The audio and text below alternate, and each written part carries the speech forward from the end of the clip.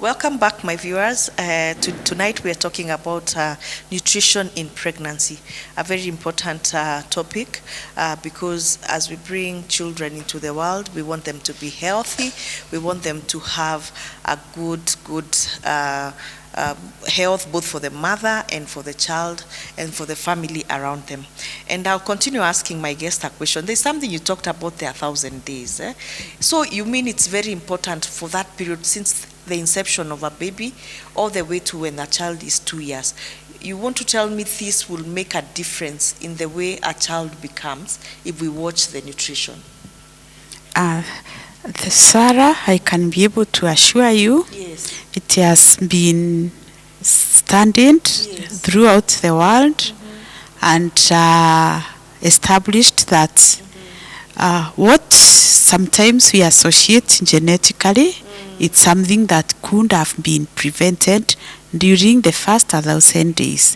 And for instance, I'll mention about some families that think or believe that their stature or their short. It's a family that they are short.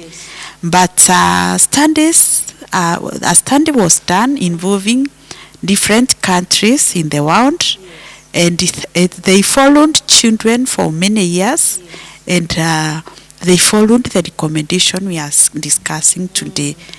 And it was found that the children from those countries, they all grew the same if they were given the right nutrients. Even in the continent like Asia, where we know people are short, the country that participated, it was found that the children from Asia could grow the same as in Europe and Africa and America and Latin America if they are given the right nutrition. And that is what helped us to have the mother-child booklet, or the booklet that mothers are given when they go for ANC, and it's the same book that is used for the child when they are born. So it was found that children anywhere in the world, they can grow the same. So even where we say these are people who are short, or their families, they are short, if we are able to intervene the first 1,000 days of a life of any child, we will be able to address most of the nutrition challenges and healthy. It's not just nutrition, but even predisposition to some diseases. So in this case, like for example, I can give a good example of children who are born in families where people believe that they are short. If the mother is able to take the foods as we have agreed, and also go to the clinic for monitoring, and then after the child is born, they are breastfed only exclusively for 6 months, and then at 6 months they are given foods the way they are supposed to, not the way we give. I can assure you that these children will grow taller than the parents, taller than the grandparents. And it's something that we have witnessed even in our clinics as we interact with children. So the key thing is knowing what we should do, and I hope we'll get another time in future where we can be able to talk about feeding children at 6 months, because that's where we usually get it wrong. You find that a child, yes, most mothers nowadays do exclusive breastfeeding, but at 6 months, even when you look at the growth curve, when you look at that booklet, a child from birth up to 6 months, they were gaining weight all through. But at 6 months, when other foods are introduced, the growth curve starts faltering. It's neither increasing, sometimes going down, and that affects growth of the child and even the foundation. And again, the 1,000 days, it's the foundation. Just like when you're building your house, those who and good at that, they know that a good house, the foundation matters. Yes. If you want to go high, here also the foundation, you should go deep. Yes. So the pregnancy time is the time that we are doing the foundation of the child. Yes. And then the afterbirth is when now we are putting up the foundation stone.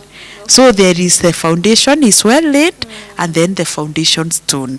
And then that child will grow well, and even in their adulthood life, Yes. their lives, they will have minimal nutrition related diseases. Yes, if at all they sustain the healthy eating, because again, even in adulthood, there is need to avoid very refined foods that are very high in sugars and high in fats, that makes us just gain a lot of weight unnecessarily.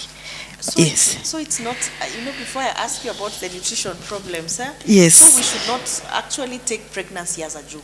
No, pregnancy is not just It's a some. foundational thing, Yes. It's bringing alive. Alive. It's building. It's building, and you can talk to the architects or the engineers. They will tell you that a building is as good as its foundation. As its foundation. Yes. Even for a child is as good as its foundation. The foundation that is laid during pregnancy and the first 2 years until they celebrate their second birthday.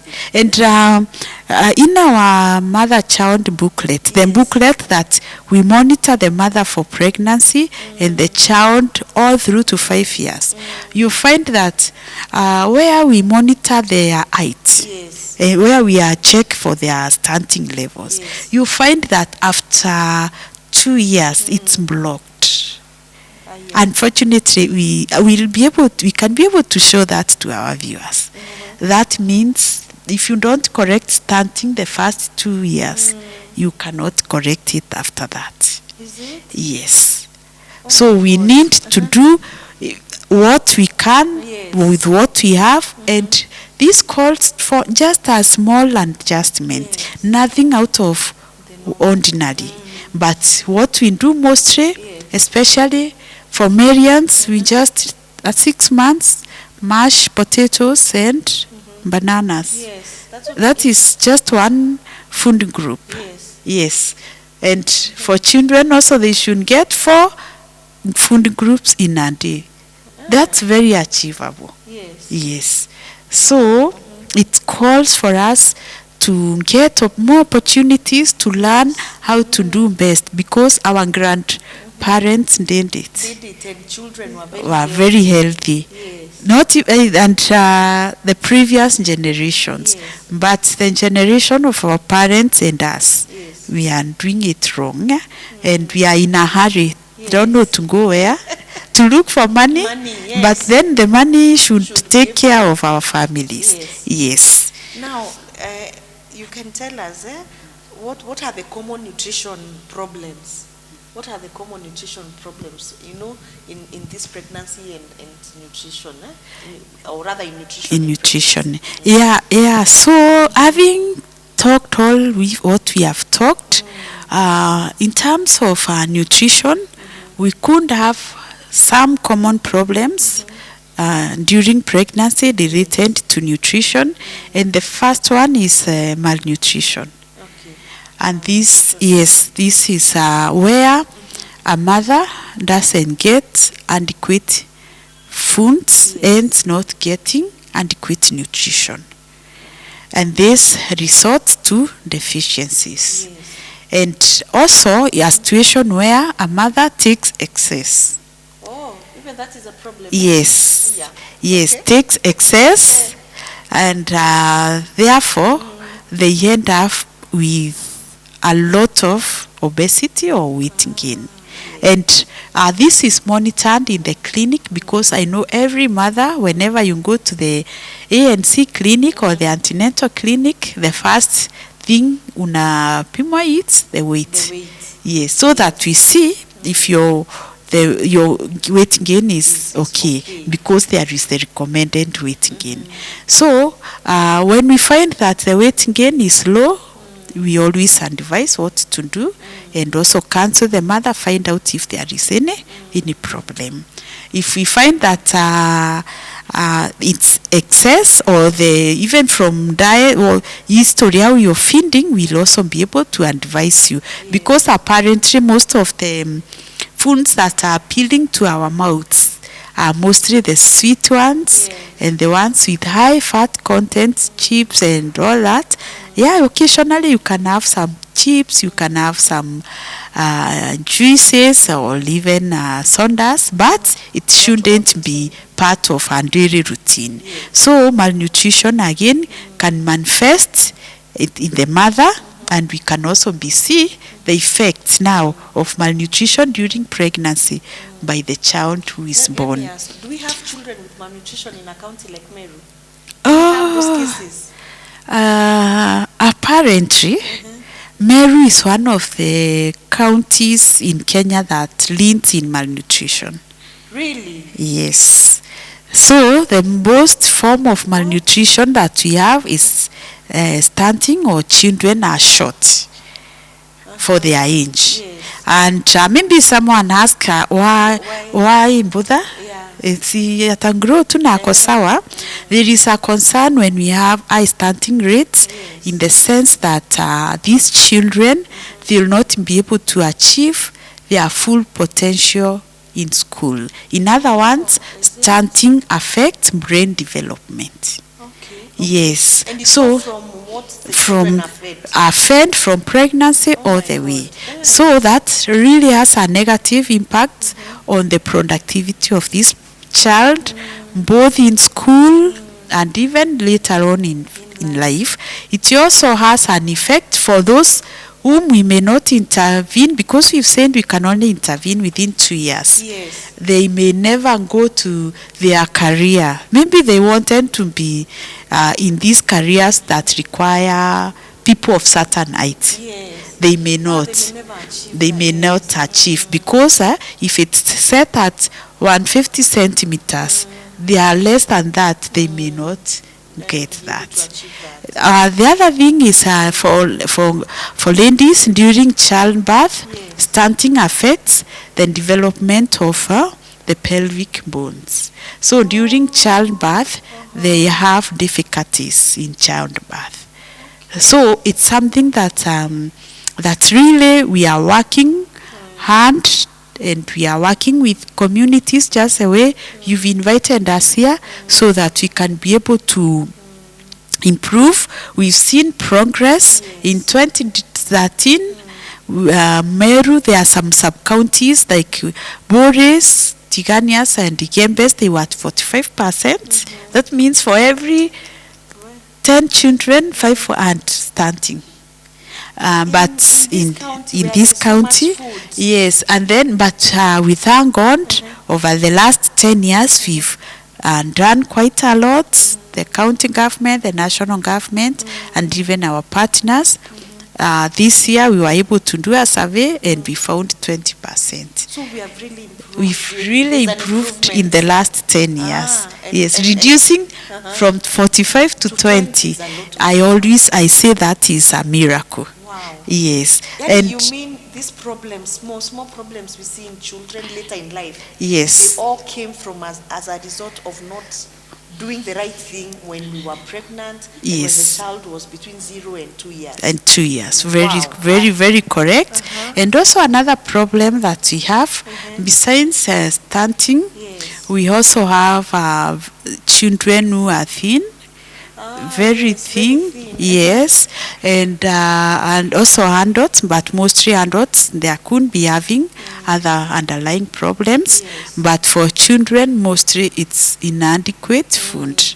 And Meru County again, we have quite a number, and these ones, we normally admit them either to the hospitals and rehabilitate them, then discharge them and go home, and we counsel them on what to do differently.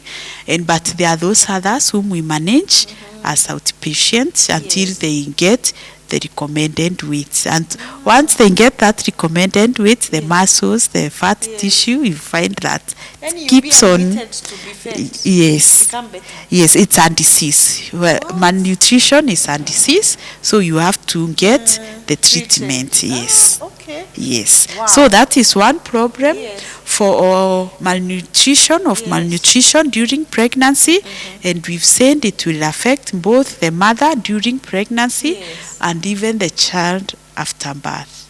At birth and after birth. Because we said it can lead to low birth weight, so a child is born with low weight, and also can lead to stunting. Right at birth, the child is stunted. And we normally do all these assessments, and we can be able to guide the mother. Another problem that we have is still a problem or during pregnancy associated to nutrition is the iron folic deficiency. Yes. And this is mostly Meru, we have a challenge of iron deficiency anemia because we have foods, but sometimes the way we cook and the way we eat hinders the absorption of nutrients. And iron is one of the nutrients that is very sensitive. So the recommendation, yes, we have the dark green vegetables, and we said that every meal we should have dark green leafy vegetables. But then how we prepare matters. So the recommendation is we should wash and cut, and not cut and wash vegetables. If you cut, yes, wash, cut the vegetables.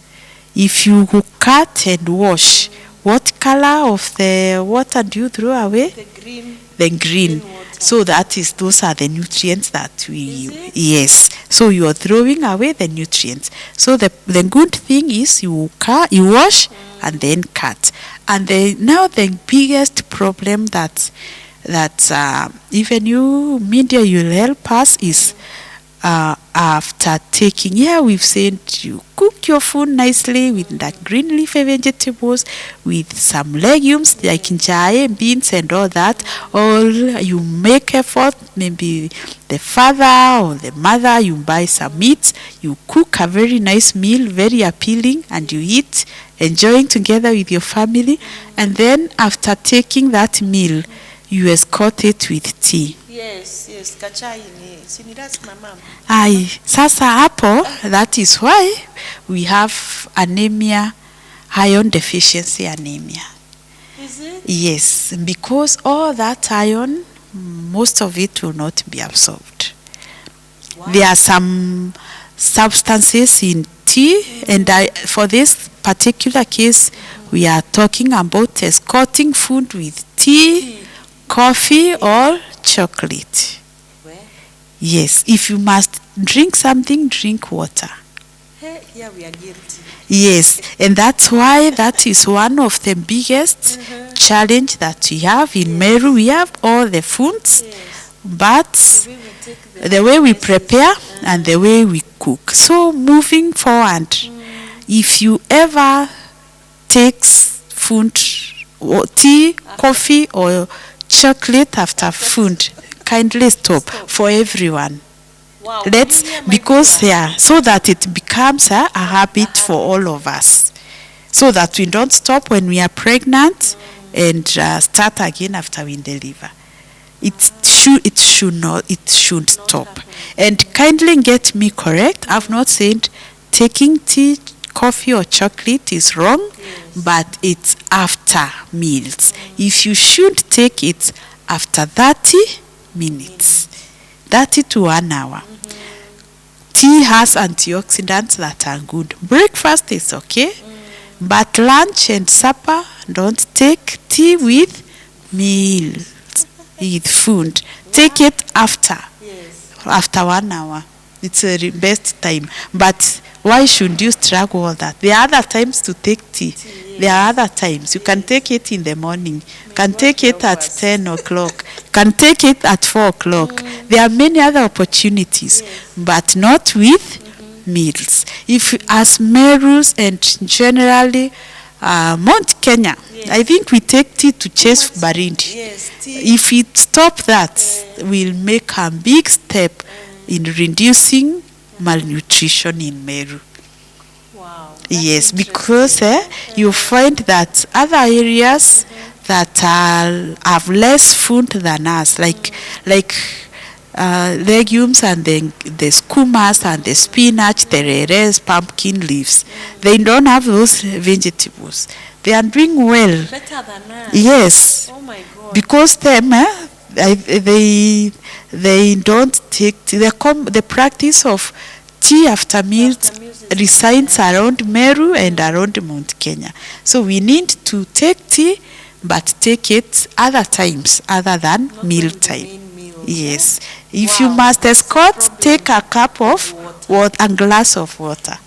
You need help. Yes, May God help us and I there. hope today we've converted a very good number. Yes, I'm sure they've had. Yes, yes. And Yeah, any because we question, are- any question in regard to that, Yes. just ask, we'll respond. Okay, fine. Yes, What yes. about the issues that are associated now with nutrition?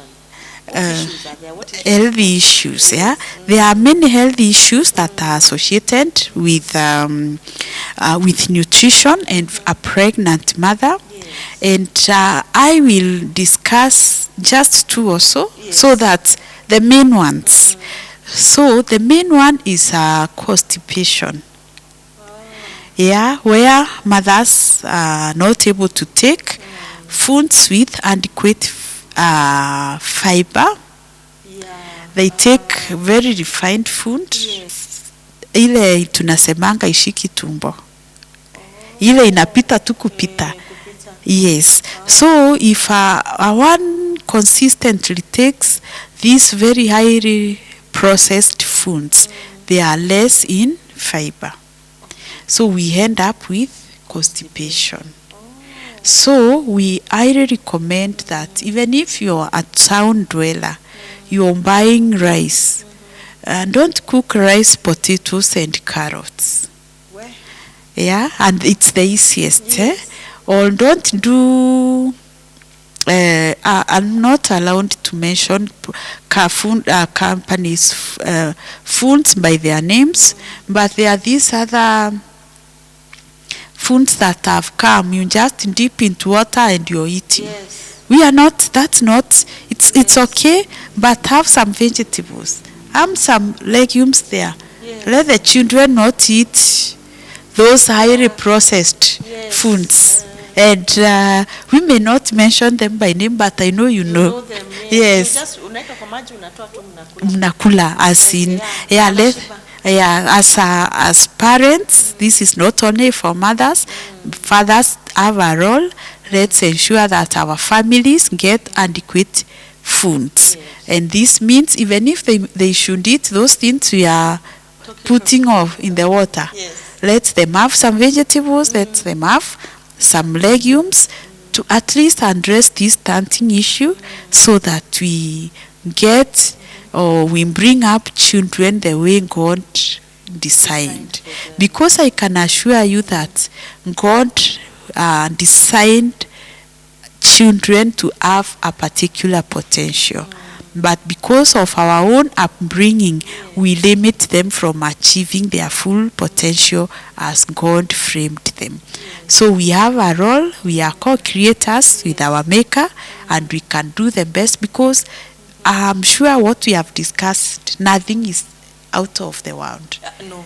It's things we can just change a few things, and small change, yeah. And also to avoid also constipation, also ensure that a pregnant mother takes water.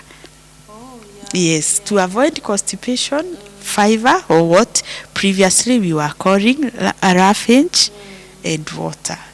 We'll be able to avoid that, and a mother will be able to have just normal, well-formed stew that is not difficult, and even for the children also, yes. And then another problem that also we highlighted, but I will repeat it again, it's something a health issue we call pica and this is craving for some specific foods. So during pregnancy there is altered taste and smell. So you find that some mothers don't want some particular foods. Others want a particular food, but from our discussion, viewers, what we are encouraging is diet diversification.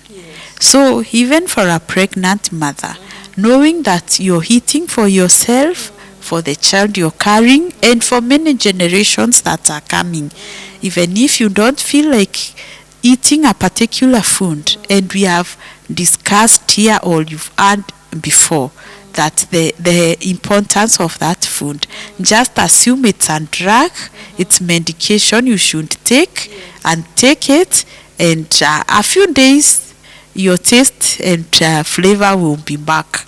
So let's take foods, let's not ignore some foods, and also ensure that we have sufficient quantities. But lastly, I'll also handle myths and misconceptions that are associated with nutrition and pregnancy. I know as we are in our course of our discussion, we mentioned some, and this is where some foods have been associated with some myths. Myths, I don't know what we can say. Yes, but it's beliefs about food and pregnancy. And I didn't mention that, yes, there are people who say you shouldn't take eggs because you'll have a big baby and then you go to theater. This is not true. Same case with peas. You should have peas, you should have eggs during pregnancy. Actually, eggs have essential amino acids. They have a lot of vitamins, so we should take them and avoid that myth. Also, there are fruits that pregnant mothers are told not to eat. That is not true. It's just some myths. As during the starting of our this program, we mentioned that the only things a pregnant mother should avoid, it's alcohol, it's cigarette, and the soil and the stones. Everything else, every other food, the mother should be able to take. Yes. Wow, thank you very much, Madam Helen. That was a very insightful program. You've had her parting shot is that we should stay focused on what will help the life that we are carrying. Let us not be selfish as we bring up these children. It is beautiful to be able to bring forth a blessing from your womb, but how we take care of this child now decides how this child turns out in life. You do not want to have a child who cannot understand anything in class because they have stunted growth. You do not want to have a child who's not growing according to their height. Sometimes when you go to hospital and the heights are taken, you wonder, what are these for? It is a measurement that helps you to know whether your child is growing well. Also, how we take care of ourselves as a pregnant mothers matters. So we should come together as a community and support each other to make sure our community is getting the right children. Because if they are not right, then we won't be able to grow our community. Thank you so much for staying with us. Keep sending us your views, keep sending us your questions, and any other topics that you'd like us to talk about in this program. We want to thank you so much for staying with SILOAM TV on Health Matters tonight. Thank you very much. God bless you.